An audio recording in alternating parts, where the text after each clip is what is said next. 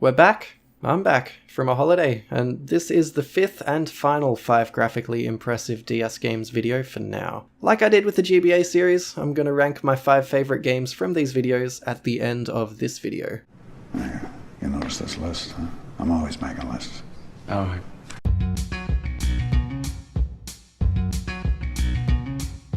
2009 saw the release of Dragon Quest IX by Level 5 and Square Enix, and it's widely regarded to be one of both the best looking and the flat-out best games on the DS. It was a massive project at the time, and the visuals and engine just bleed production value. Aesthetically, it's nice and consistent, and the same thing can be said about its technical achievements. It's interesting how it uses 2D sprites for minor characters to save on polygons, and I actually think that works really well. I wish I had more to say about this game other than it looks great, but all I can say is that this game does indeed look great. There's heaps of detailed environments and characters, and everything visual is very deliberately designed.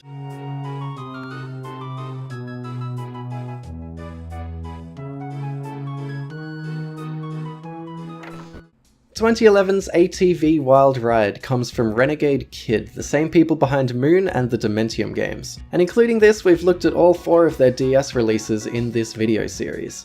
Featuring high quality textures and 20 large and varied tracks, it's no surprise that this looks as good as it does being a Renegade Kid game, but what did surprise me was how well this game plays. I actually had a lot of fun with this. It controls well, and its simple tricking and boosting mechanics are simple but effective. It also helps that this all runs at 60 frames, which is a feat in and of itself.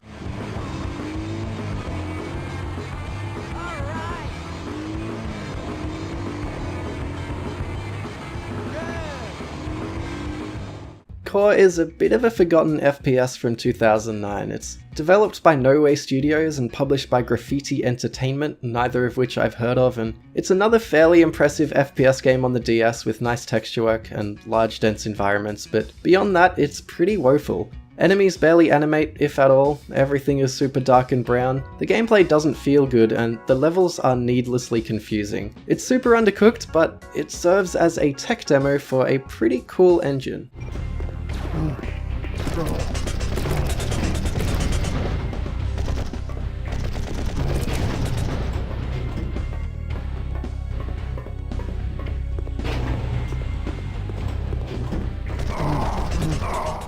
Nanashi no Game, which translates to Nameless Game, is a fascinating Japanese exclusive DS horror title about a cursed RPG game as the gameplay jumps back and forth between the in-game video game and the quote-unquote real world. Developed by Epix and published by Square Enix in 2008, the first-person real-world segments in this game are really something. The small environments allow for some extreme detail with some of the best textures I've seen on the DS, and they feature really high polygon density. Because they were going for such a realistic approach, stuff like the door handles and the taps have all been fully modeled, and it all looks fantastic displayed across both screens. The curiosity is getting the better of me with this game, and I know there's an English patch for it, so soon I want to track that down and give the Nameless game a better try.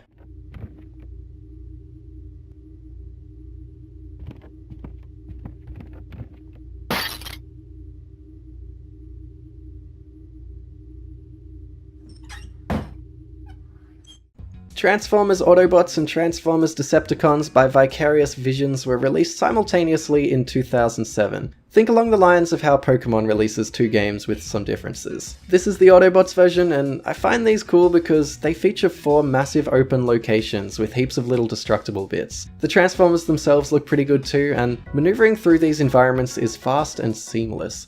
The scale of this game truly is deceptive. Working. Hey, look what we found. Let's smash him up. I'm unstoppable.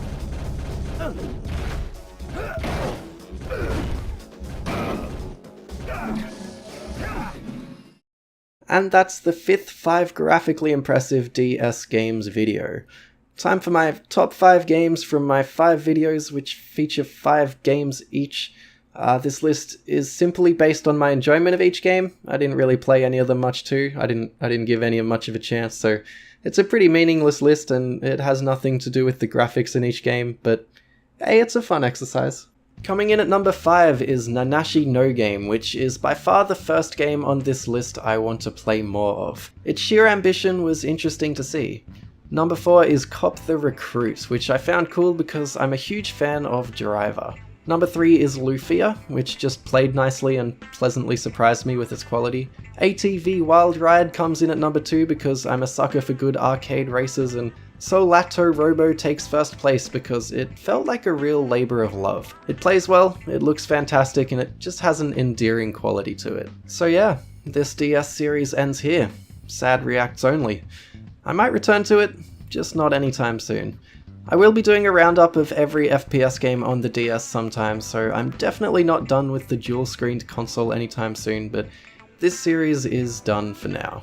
In other news, I collabed with a fantastic YouTuber who goes by the name Game Brain.